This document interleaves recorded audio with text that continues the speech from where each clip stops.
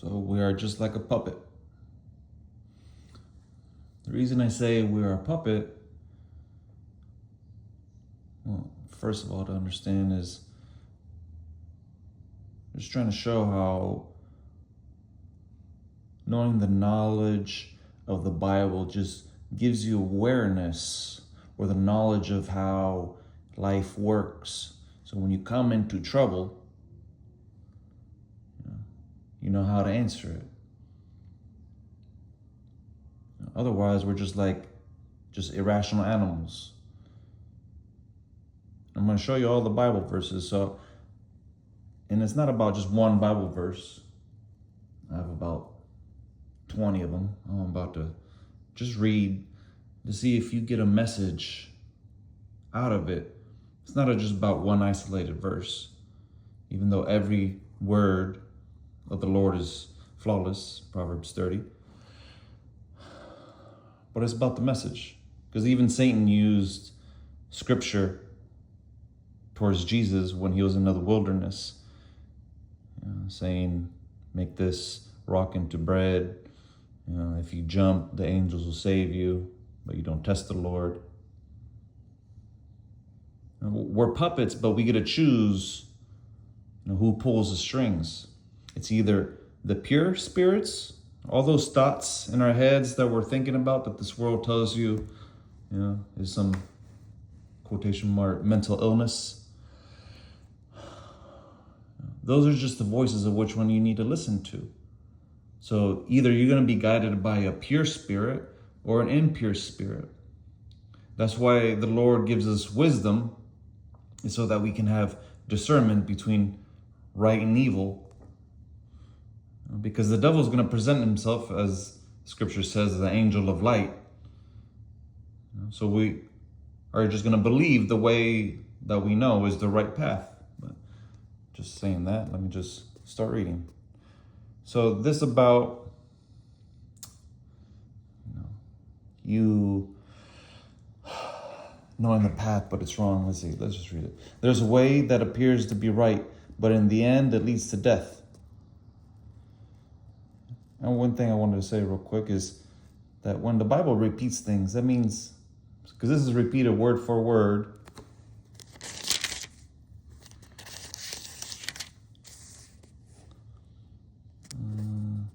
there's a way that appears to be right, but in the end leads to death. So it's the same thing, same word for word. Why would just have repeat things in the Bible? Same word for word. It leads to death. Exactly, word for word. Just it means importance. That's why there's 4 gospels. Basically the same story, but they all have their caveats. And one thing, the reason is repeated is importance. So basically on the same aspect, we have another verse. We'll just read it.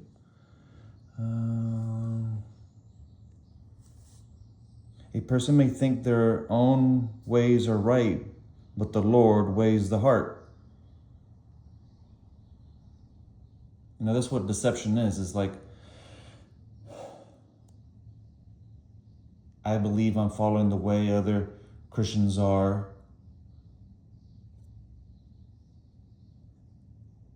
Let's just say sexual immorality, or like having sex before marriage, giving the excuse, well, I love this person, we're going to get married anyways, and yada, yada, yada.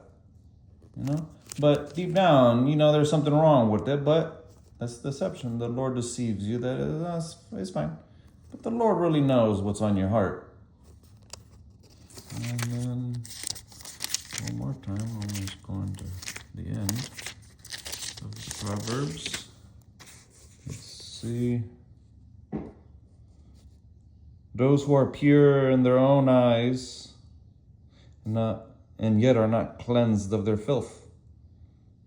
That's kind of where pride comes in. We think we know everything. We know the right path. We don't need to hear it from anybody else. But see, that's what the devil tells us. You know? People have told me, oh, are you preaching to me? Are you judging me? No, it's like, if there is something that I'm doing with a friend and I don't know the legality of it, or if I'm walking down the street and it's like, oh, let's walk down this way, let's cut through this property. Oh, is that private property? I don't know. Oh, this is private property. You may not want to cross it. Okay, let's not go that way. That person's not going to say, oh, don't judge me. Oh, you break the law all the time. No, it's just so that if we trespass or break the law or are going too fast and aren't realizing it, that if we get stopped or put in front of an actual judge that will punish us with actual punishment, it's so that we don't have to reach that stage. It's so that we don't have to be judged by the final judge. And get an answer to that in a second, but I want to continue on about what we believe is right. Let's see. Get more onto that, but let me just keep on reading so y'all get a message. Let's see, maybe if we're on the same page. Let's see.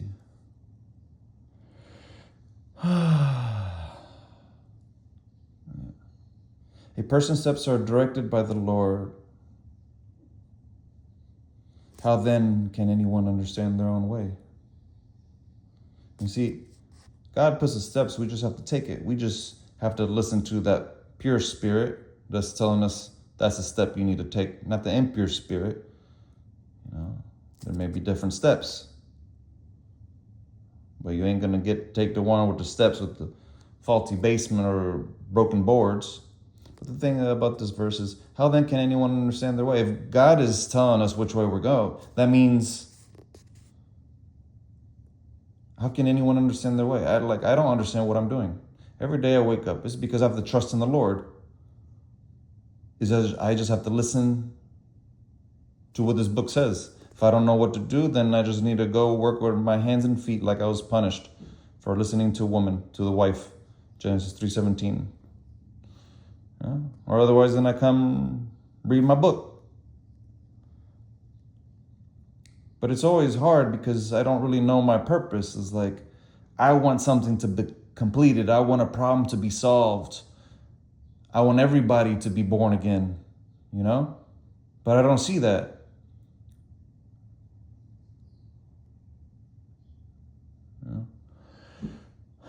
That's why all these Christian churches blow up, is just because they just want someone to come to their church. So they'll tell you whatever good thing that they want to hear.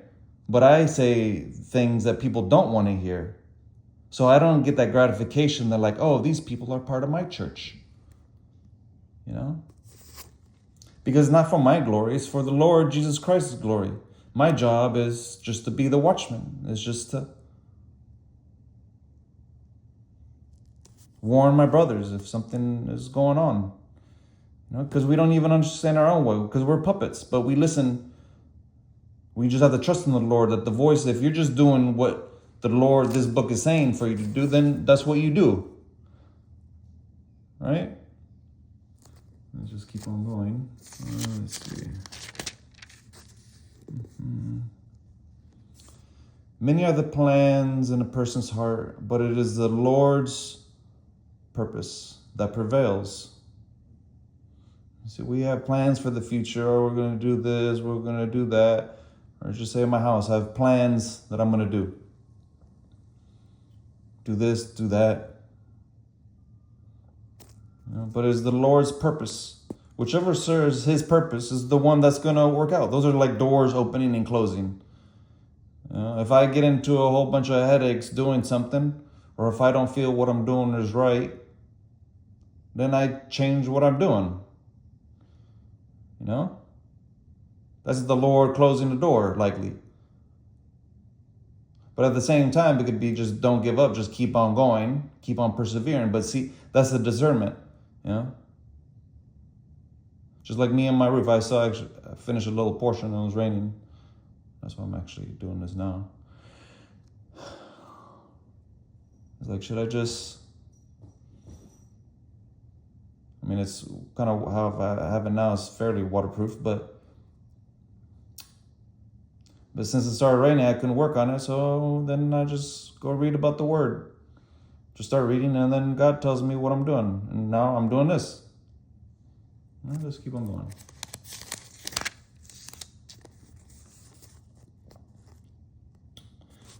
To humans belong the plans of the heart, but from the Lord comes the proper answer of the tongue. So again, come the plans. We plan it.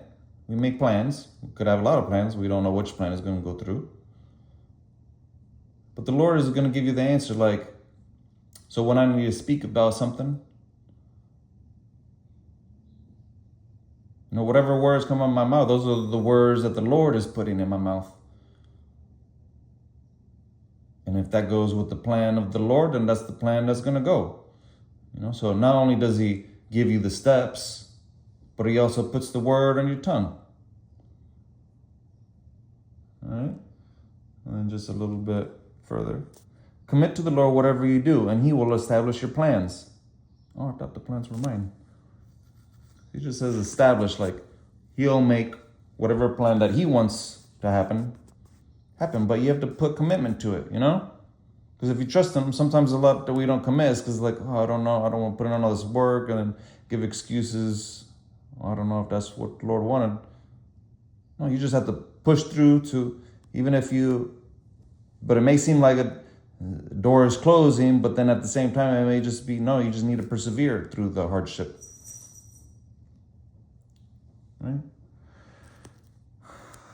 And just in their hearts, humans plans the course, but the Lord establishes their steps. Right? Okay. So see, how does this, all these verses mean that that we're a puppet, that we can't plan. See, it's not that we can't make up our own minds. Because someone's plan, like their path, may not be the right path. So a fellow brother, that's why we're supposed to our fellow brothers, we're supposed to warn them if they're doing something wrong, because they may believe their path is the right path. See, that's when someone will say, oh, don't judge me. But let me just say one quick verse. Just see now, because yesterday I had said a few verses that were kind of like a little off, but the message was the same. Like I think I said, David killed a lion and a bear, but it was Daniel. Another Proverbs.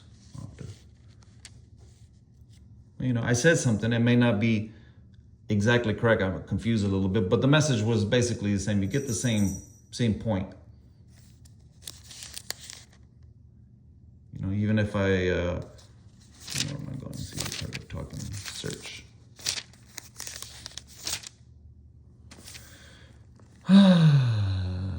So, let's see. God will judge those outside. Expel the wicked person among you.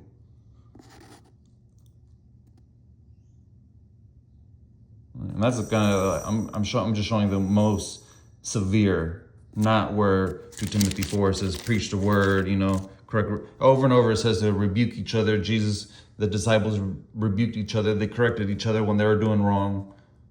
I think Peter even tried to correct Jesus. And you see, when I say we're just like animals, it's not a disrespect. It's because when you act like an animal, that's just, you're acting like the devil wants you to, because you're just going on your instinct. Like all the sins are basically animal instincts, like our lust, food, desiring other things, It goes into another topic about, let's see. Not to say that, let's see, just like yesterday, I said something wrong because I wasn't reading it word for word. But I don't want to say anything wrong when I say we're just like animals. But it's not me saying it, it's God saying it. But these people, blaspheming matters they do not understand. They are like unreasoning animals, creatures of instinct, born only to be caught and destroyed. Like animals, they too will perish.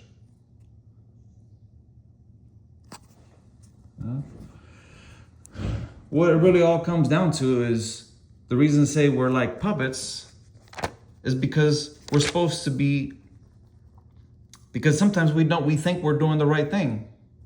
I say we have to acknowledge that we're like puppets is because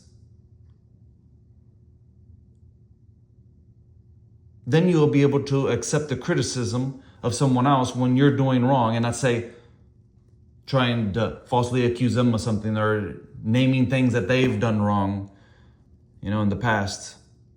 There is a psalm that says, it's not just says today is,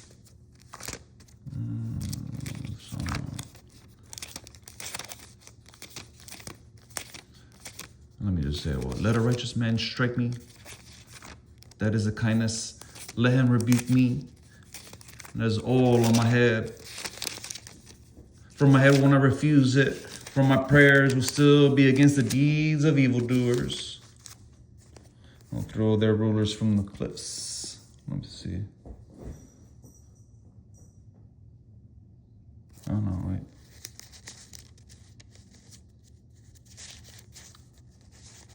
Oh, what am I doing? See it? I can't. I was in the wrong. There we go. Let a righteous man strike me. That is a kindness. Let him rebuke me. That is all on my head. My head will not refuse it, for my prayer will still be against the deeds of evildoers. The rulers will be thrown down from the cliffs, and the wicked will learn that my words were well spoken. I can keep on going. That's a beautiful. But you see, also Micah 7. We're just reinforcing. See, that's why you have to read the whole Bible. Or you have to hear from someone who reads the whole Bible. You have to hear about the word, because that's the only way you gain faith is through hearing the word, like God says. But I can't look up everything at the same time. I was trying to go to another verse, Micah 7.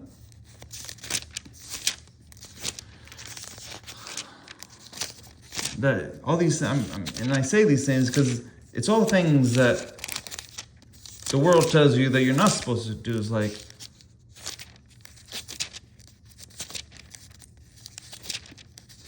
but Jesus says love everybody. Yeah, he does. But you just have to be aware to do not trust a neighbor, put no confidence in a friend. Even with the woman who lies in your own embrace, guard the words of your lips. For a son dishonors his father, a daughter rises up against her mother, a daughter-in-law against her mother-in-law. A man's enemies are the members of his own household. Wow, enemies. Enemies, that's strong. I thought Jesus says, love everybody. Well, love also your enemies. It's not saying to treat them like the world treats an enemy. No. It's just giving you a heads up that you just have to be aware that the devil uses the ones close to you to take you down. The devil isn't going to use someone random who you only see once in your life to deceive you, but at the same time will. But the ones that you have to watch out for are the ones in your own household.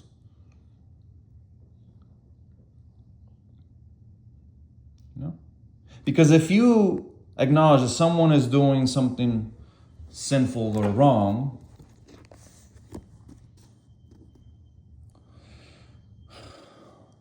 and you don't correct them, that means you're accepting it.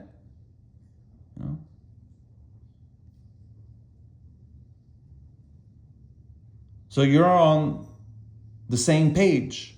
Just like it says in the book, I don't know the exact chapter. Deuteronomy 10. Anyways, but basically it says that if anyone comes to you, especially the one closest to you, tries to deceive you against or trick you or to follow another god, let's follow this other god, then put them to death. It actually says put them to death. If any try to deceive you to say that like, oh no, this is the right God, when you know the actual truth and you ignore the truth and go and follow them. It says to put those people who are trying to lead you away to death in the Old Testament. Of course, that's Old Testament, but Jesus says to love each other. We're not going to follow necessarily these, but you see, the Old Testament is symbolic, but it's the same, saying the same things as the New Testament. You just have to get the message, right?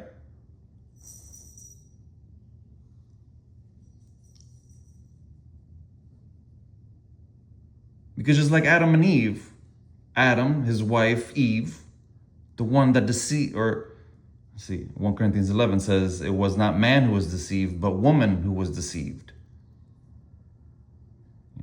Our fault, man's fault, was listening to the woman. And why does man have this tendency to listen to the woman? Well, it's because that's our weakness. Even though God made the woman as a helper, at the same time, the devil used the woman to bring down man. That's why it says, do not even trust the one in your embrace. That's why Jesus says, I did not come here for peace, but division. Mother against daughter, same. It says, he quotes Micah 7, Jesus. It's like in a career field. Like I'm just going to say in the medical field, a lot of times when, say in the ER, I was treating patients. I noticed earlier in my career that when I try to explain patients, why you don't need antibiotics for your cough of 1 times 1 only, started when you got to the emergency room and you went to the emergency room because you felt like you're going to have a cough. The more I try to explain all the facts, all the research that I'm using to base my decision, the more people didn't like it. Is because many people, you see, basically any expert, they're kind of like, you could associate them with the all-knowing God or wisdom, the holder of knowledge, an expert, or say like a mechanic or a house builder that's going to fix your house. You go to them because you don't know the specialty, you don't know the knowledge, or don't have the time to learn the knowledge that they have. So that's why you go to someone else and you hire them. Same thing. You see, it's because people believe, so they'll come, because they heard from their grandma that they need antibiotics. It's because everybody believe they need antibiotics for everything, is because that's like a solution. They find a problem, it's like, this is what grandma does and this is what they do, so I need antibiotics. Even though they're not the expert and they came to me, they came to me because they can't get them themselves.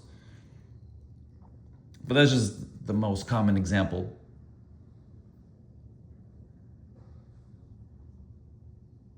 But a lot of times they'll get mad if I don't do what they say. So I learned during my time as a doctor, that it was crazy because I realized that the more I acted like a real doctor, the more patients thought I sucked, and that's all that mattered, is because that's how it is viewed. But when I made it seem, when I did the things that patients expected a doctor to do, no matter what, that's when I was liked the most. So that means when I was the fakest doctor. So I noticed things, little by little. Like I learned that I would just go into every room and be like, howdy, I'm Dr. Fernandez. So all in a happy voice, because it's first impression. Even if I know I'm going in there that this patient is going to be a troublemaker, and I didn't care. Because if I go in with that attitude, then it's just going to reinforce their attitude. I have to throw out their expectations. So all these rules I made, that was my introduction. I would order labs for everybody. I would get x-rays on everybody. And I would touch everybody, listen to their lungs, even if they stubbed their toe. The reason I would do all these is because I would get complaints. So this patient would complain he didn't even listen to my son. And I'm like, because I didn't need to. Those are tools for me to assess you if I need to. If I have trouble, difficulty figuring out the problem, but I already know the problem. Well, you see, that's how all doctors work, because they're so scared. Oh, you didn't do that. You didn't listen to him? Oh, you didn't do this lab?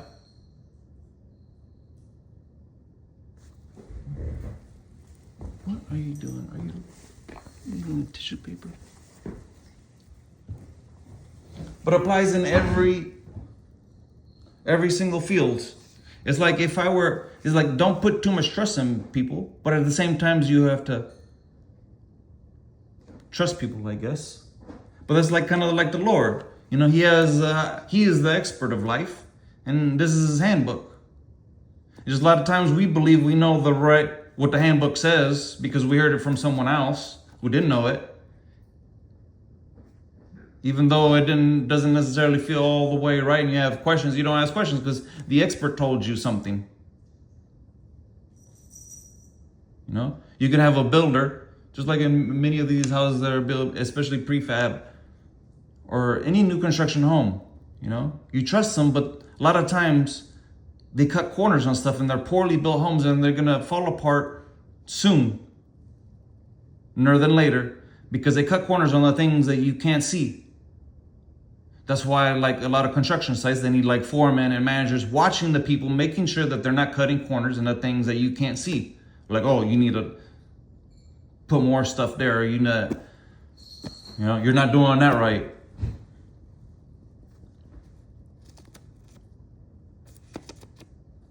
You know? Because that's why you can't put too much trust in people, because they're always most likely gonna mess something up and you have to be on top of them. The only person you can trust in is the Lord. And don't have to question anything that he tells you that you have to do. You see? That's why we're just like puppets. Because we get led astray by the devil. That's why I need a fellow brother and sister to let me know who are born again. And they are themselves, blameless. They can call themselves blameless. To correct me if I'm doing something wrong.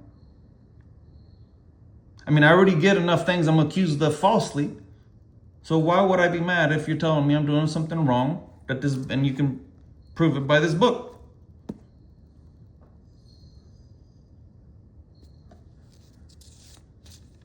It's about the message. And then people will say to me, oh, the Bible says don't judge. Well, that verse also says don't judge or otherwise you will be judged. It's like I'm not gonna say so. That's why it comes in the parable or the example of, don't try to take the speck out of someone else's eye when you have a log in yours. Then he says, take the log out of yours so you can help your brother take the speck out of his eye. It says don't judge. People will say that, oh, the Bible does say it says don't judge, but you didn't read all line down, or otherwise you will be judged. For it says, God will judge those outside the church. That's why you need our fellow brothers, or expel the ones, get rid of the people who are blaspheming about this book, who are lying about it.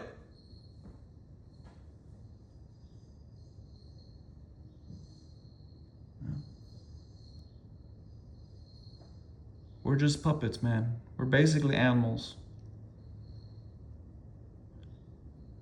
You're more of an animal when you're of this world, of Satan. But you have the benefit of being more humanly or angel-like when you're of the Lord.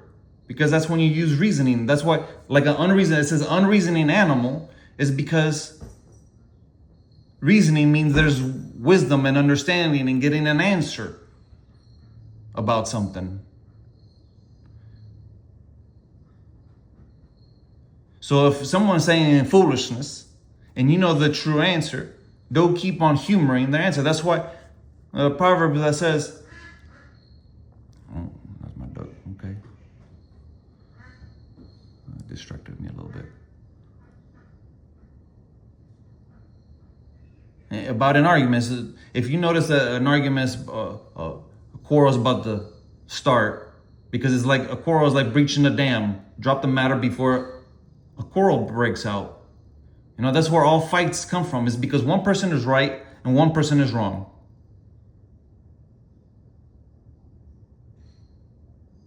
And it's usually, let's just say, in the most common situations, between a man and a woman, a wife and a husband. And it's usually the woman that's wrong. Now, the man could be wrong too. But the point is,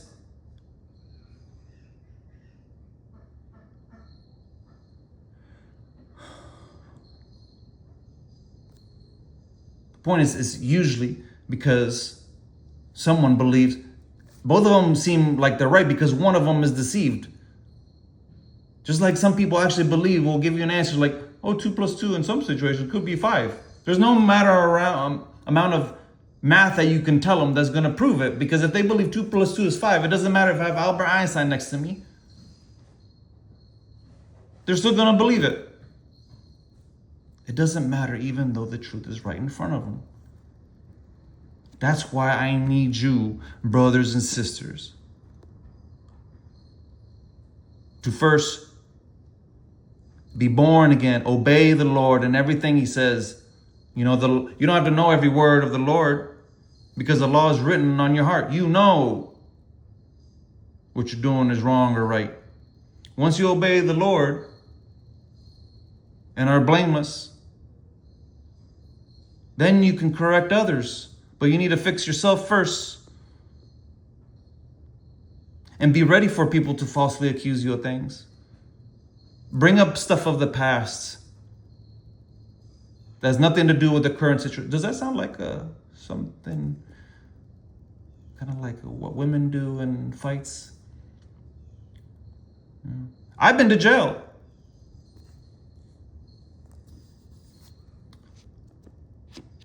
For nothing that was deserving to be in jail for 3 months. I'm sure everybody's itching to know more behind that story, but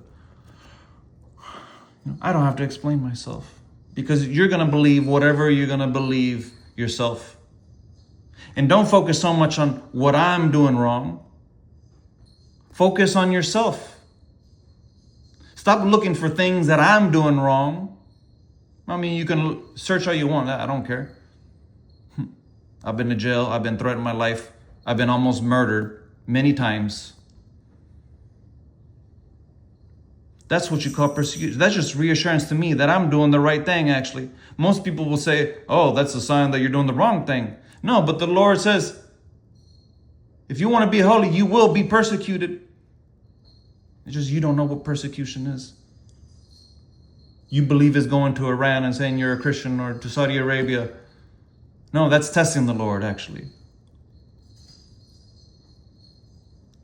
Persecution is when you post something on Facebook and someone defriends you, or someone says you're saying something wrong, or calls the police on you.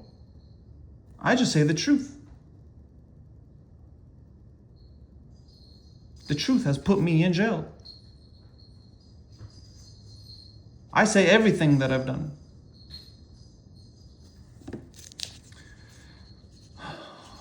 Well, you see how us being like puppets is related to us judging, not judging it is.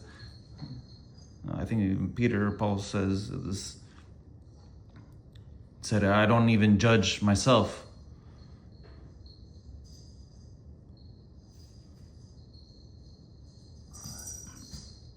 Oh, man. You see, that's why the devil says, and that's why everyone's natural response is, don't judge me. It's because that's what the world says. Anytime that impure spirit that's speaking for you, that feels like it's being attacked, don't judge it. Why not? You don't want me to tell you when you're speeding, you're breaking the law, and you may go to jail for a long time? Okay. Then fine, you figure it out. You see, everybody believes that they're, how do I say it?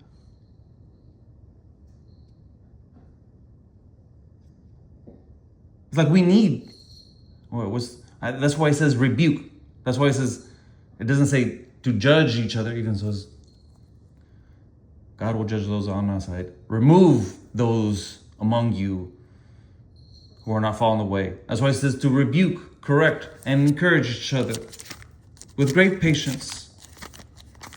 For a time will come when people will turn their ear from sound doctrine. Let's just read it. In the presence of God and of Christ Jesus, who will judge the living and the dead, and in view of his appearing in his kingdom, I give you this charge.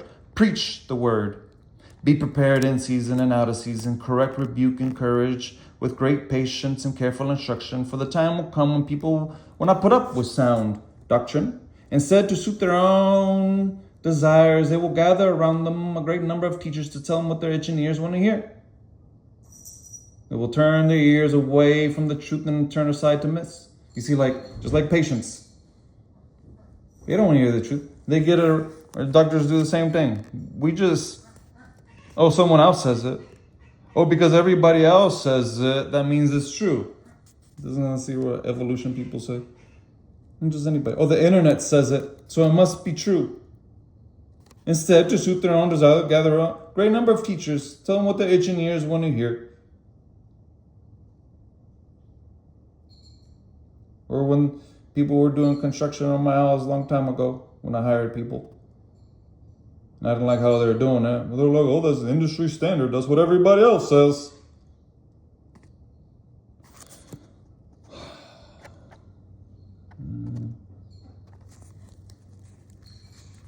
That's why we're soldiers.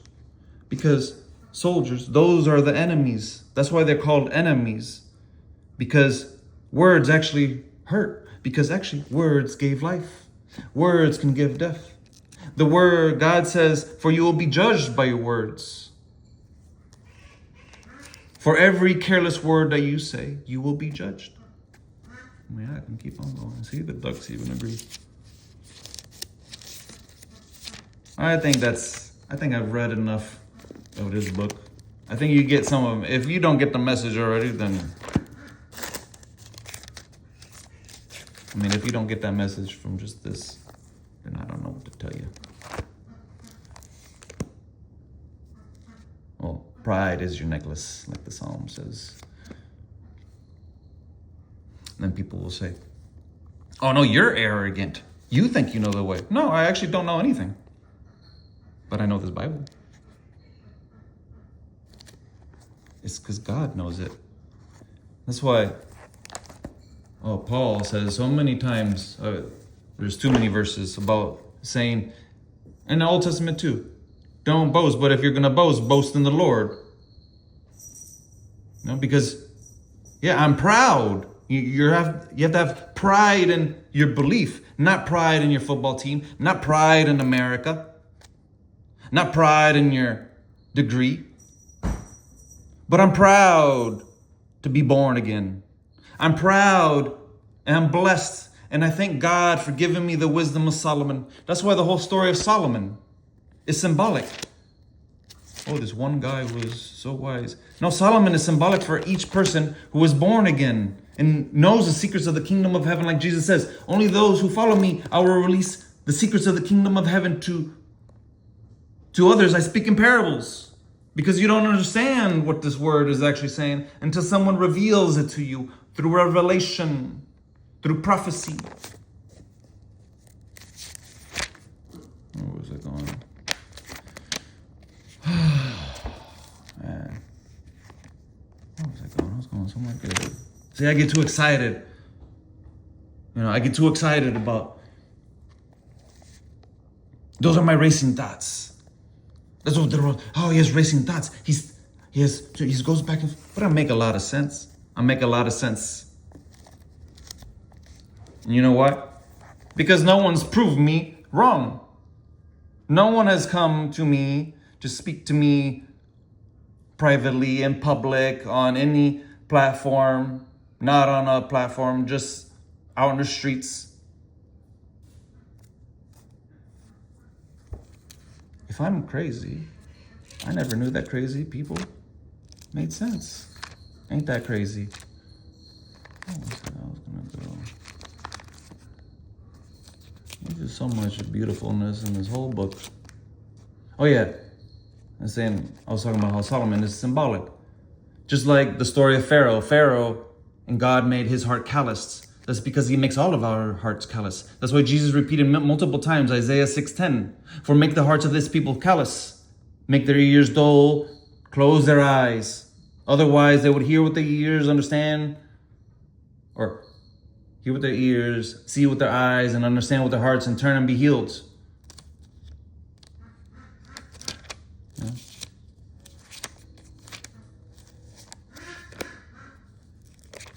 I don't have this wisdom because I memorized the book. I don't have this wisdom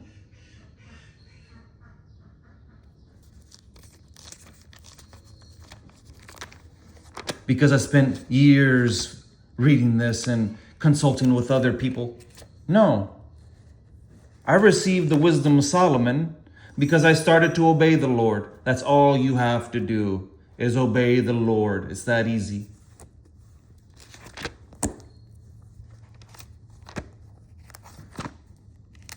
And it's so beautiful. This word in so many places. Anyways, well, I guess what else I have to say on what else do I have to say? Being a puppet. Oh yeah. I'm just continuing thinking of Bible sections that, well, for this you would actually have to read, I would have to read all of like Romans. But one of my favorite verses is about us being puppets. You know? Oh yeah, and I forgot that there was something. Okay, this is good. All right. Forgot something. We'll go back to Romans, but forgot in Proverbs. Sorry, I can't talk and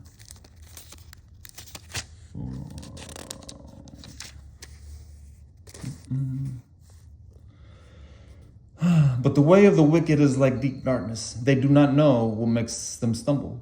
You see, it kind of falls on the same basis of you believe your way is the right way,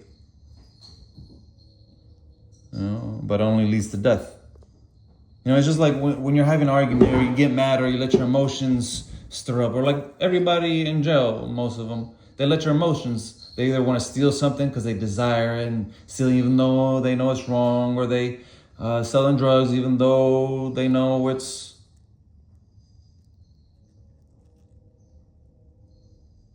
wrong. You know, they don't know what makes them so. They give an excuse, oh man, I'll just not do that anymore. You know, just like, or I'm mixing them up. Not make them stumble. Okay. They do not know what makes them stumble. We're going back to it like a fight or when your emotions get up. You know, say you hit something or you say something that you didn't. Anytime like there's any fight between you and your wife or anybody, and you say something that you didn't mean, you know, or just like anybody, I just won't do that again, you know. But it's like you didn't know that you weren't supposed to do that in the first place. You know? It's like you didn't know that selling drugs, oh, I'm gonna quit that, but then, or they just don't do it that way. They believe their way is the right way. I got caught because I confided in those two people. I just got to be more watchful. You know? That's because when our emotions stir up, our animal instincts, you see? Lust, fighting, fight or flight. It's when we do bad things. You know, oh, that wasn't me. Oh, he's actually a good person until he slaughtered everybody. You know, because at the time you think you're doing something righteous or the right way,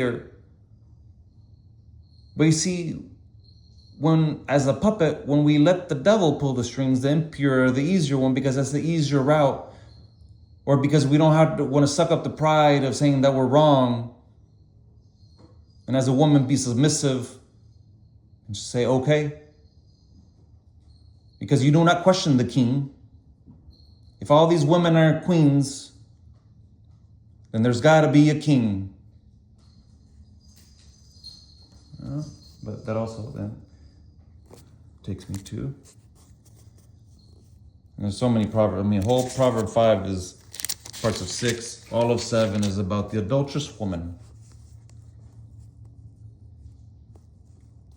But I just want to say this. She gives no thought to the way of life. Her path wander aimlessly, but she does not know it. You see, in a lot of times, when it says about adultery so much, is one symbolic adultery of serving another God and not our God, but also in real life. Because we don't even realize that we see adulterous woman. Oh, I didn't mess around with anybody who was married, or I was married. But then you don't even know that when you have sex with someone, you were married. So even though you're married by the paper of this world, it's not the paper of the one that made you. Just because the government paper says you're divorced or you're married means nothing. Also, Jesus says, if you marry a divorced woman, that is adultery. Don't get me started on that. But you see, basically any woman is an adulterous woman, because basically in America and the whole world, or especially America, every girl over 12 has already had sexual intercourse with a man. So that was her first. That's why women are so attached to the first man they have intercourse with. And not men, is because men can have many wives. But woman can only have one man. But anyways, the point is, gives no thought to her way. She doesn't even know it. That's why there's also a proverb that says, she licks, the adulterous woman eats and licks her lips and says, what have I done? I forgot exactly what.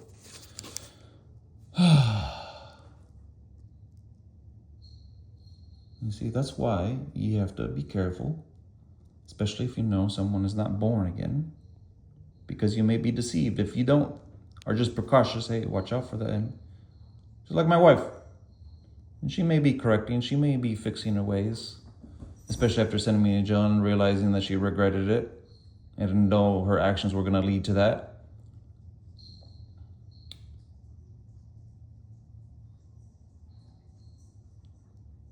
I can't trust in a word.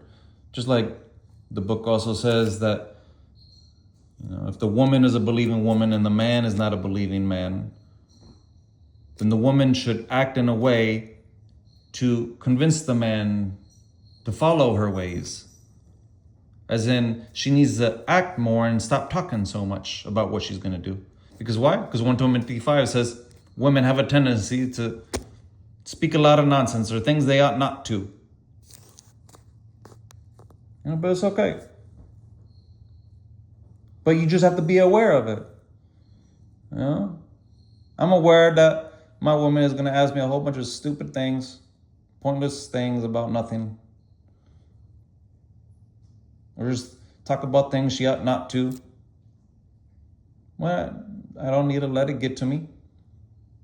I just need to teach her the right way, the path, just like the book says. The husband needs to wash the woman with the word so that she could present her to the Lord as flawless.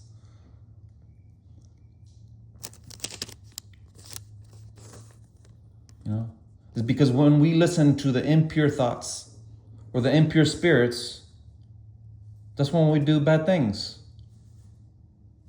And then we realize later, that's why shame and disgrace come in. You realize it later when you see a woman never says, I'm sorry. she feels she's sorry and kind of acts in a way to show the man, usually they show that they're sorry is by having sexual intercourse with you. But you see, if a man does not put down their foot, and then you have a fight and you stop talking to each other and forget about the whole problem because the devil tells you choose your battles. Well, if the battle didn't have a victor and you didn't have a solution resolved, and then us men, what happens? What men say, the woman gives you the quiet treatment. And then later on, after everything goes over, then all of a sudden y'all just get back together. No one says, I'm sorry, I was wrong, or anything. Or maybe they do, but they don't even say for what, they don't even acknowledge. But they feel the shame and disgrace. But see, it's the man who needs to not put up with it in the first place. They're like, I'm just not going to argue back just because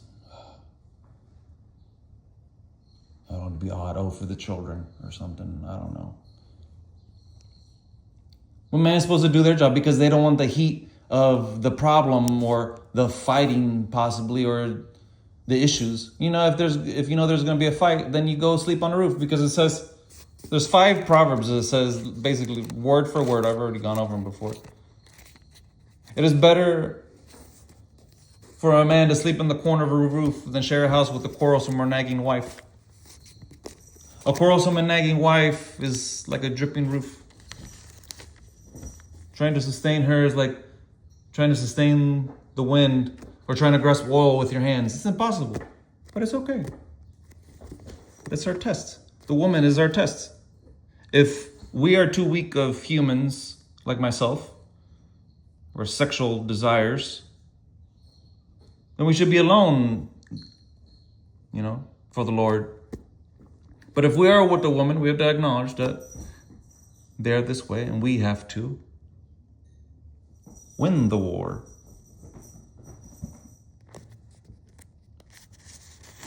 Basically, everything that this world and how this world tells you to solve it, just do the opposite, most likely.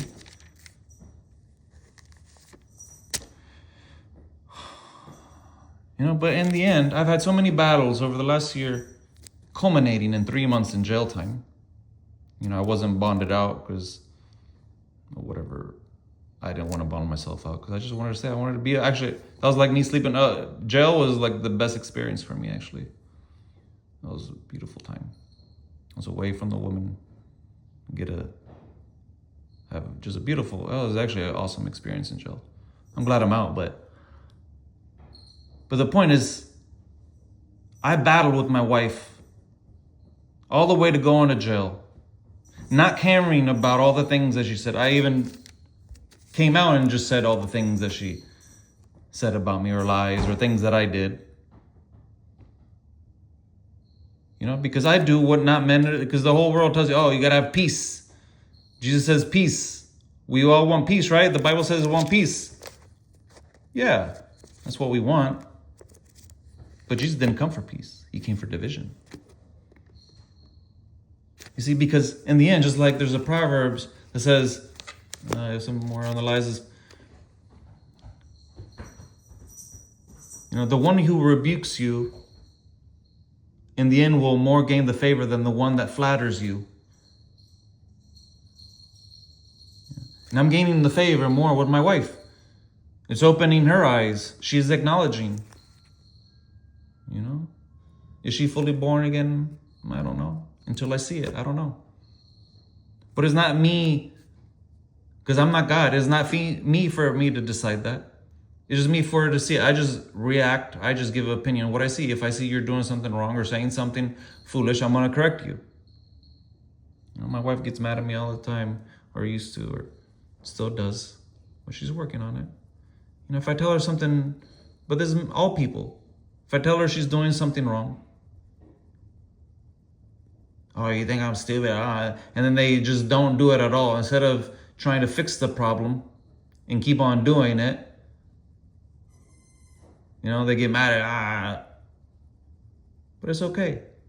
She's learning how to accept criticism because this world, we've been so used to, brainwashed by this world to tell us that we should be arrogant people and know everything, and that how we compare our one to the others by how we know how to do stuff. But the proof is in the pudding. I know you don't know how to do it when you're calling me to fix it or mess everything up. So stop messing everything up and just ask me when you don't know how to do something. Yeah, sure. Women can work, women can learn degrees. Men also learn from other men. But the ones that give ingenuity and invent things are the men. And we're supposed to teach the women, and the women teach the children. Women teach other women. But if they go to university and learn from other stupid things, or a lot of women like to now use ChatGPT or AI, whatever. Oh, the internet says this. That's 2 Timothy 4. Gather around you all the teachers what they want you to hear. Oh, because the AI, if everybody says it.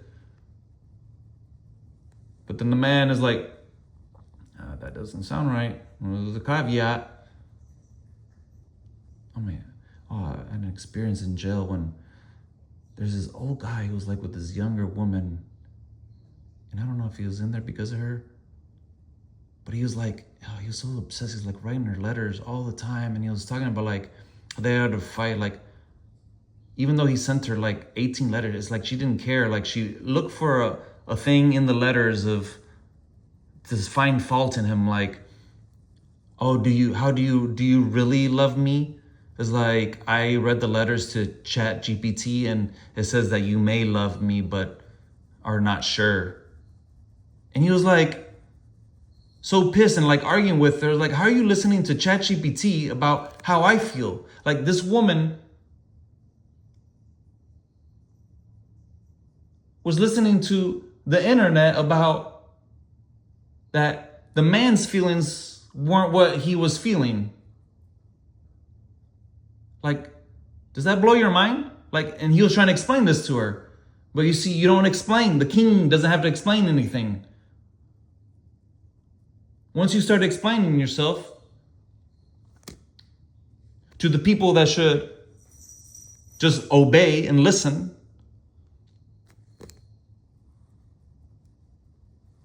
that's when problems arise.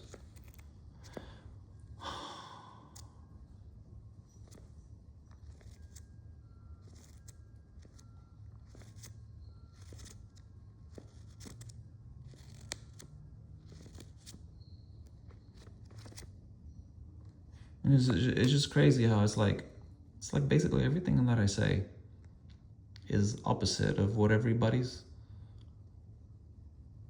was told or what I was told. I was deceived for 40 years of my life. Because I didn't have a fellow brother, born again brother, to tell me when I was doing wrong, because we were all doing wrong. We were all deceived by the devil. We were all listening to those impure spirits. And then what does the world tell you what an impure spirit is? Oh, it's bipolar. It's schizophrenia. Oh, you're paranoid? You're running from something even though you shouldn't? Oh, is that in Leviticus? Where it says, it'll get you to be scared of a wind-blown leaf. Or like many Psalms and Proverbs, it says, you'll run when no one's chasing you. That's paranoia. And then the tangential thoughts, those tangential thoughts are a sign of whatever the world calls schizophrenia, is because it doesn't make sense. It goes from one subject to another, but it doesn't tie together into any message. I go from here to there all the time, but it's the same message. You see, when all the Christian churches are all cookie cutter, they all say the same things. Just like Jesus, when he said certain things, says some disciples left him because they didn't like what he said. It's okay. when you're persecuted because you're supposed to.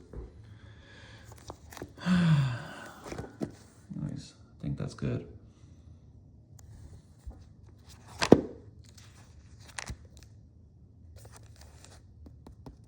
I think we're good.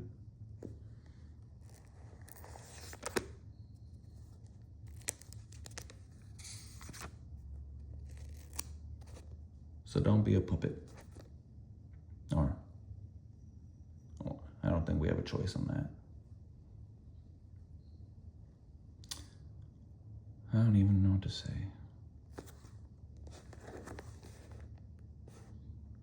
See, when I don't know what to say, I just thought of the Psalms. When you're on your beds, search your hearts and be silent. That's what I have to say.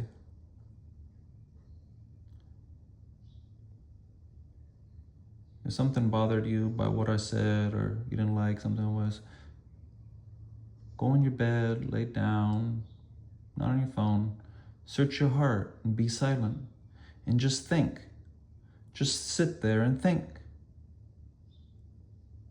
Because that's you praying, asking questions to the Lord. Is what Joel said right? Should I look it up for myself? See how the Bible is just a guidebook. When I don't know what to do, I just search my heart and be silent and offer the sacrifices of the righteous. That's just the rest of the psalm. We'll just finish the psalm, I guess. Oh my gosh, he can't even think.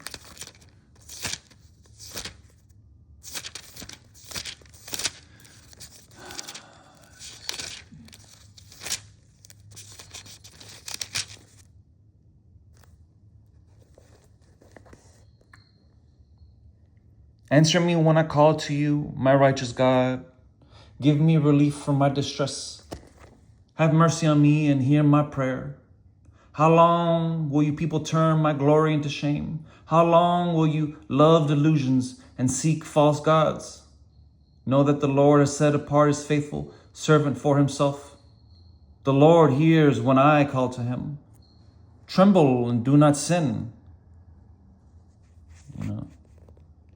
The other translation, be angry and do not sin, like is repeated in the New Testament.